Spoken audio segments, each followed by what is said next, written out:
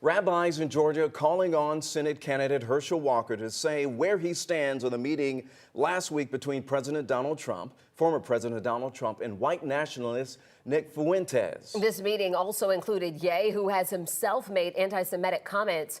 Walker, so far, not commenting at all. 11 Alive's John Sherrick on the story for us tonight. He joins us now live with reaction. 10 rabbis signed the open letter to Herschel Walker saying that voters, Georgians, have a right to know where Walker stands on anti-Semitism and where he stands on President Trump's meeting last week with people who promote anti-Semitism. Other Republican leaders have commented, have condemned that meeting, not Herschel Walker so far.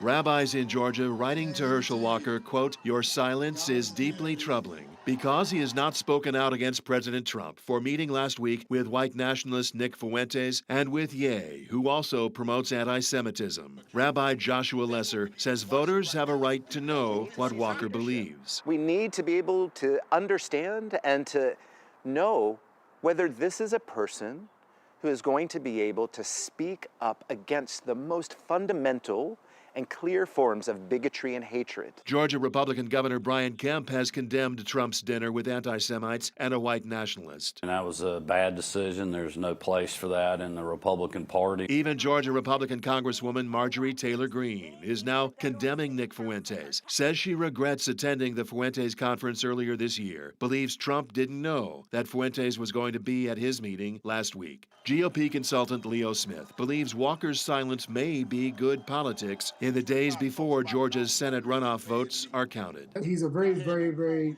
solidly partisan candidate, a candidate who's being chosen not because of his moral compass, but because he will vote with the Republicans on most issues. And so I'm not so sure that people really do expect Herschel Walker to speak out on this Nick Fuentes issue. Herschel Walker does not have a voice in Washington, D.C. yet. And when he does, I'm sure he will be pro-Israeli. Those who want to know now say all Walker has to do is tell them now. We're working to reach Walker for a response. As of late tonight, we had not heard back. Jennifer.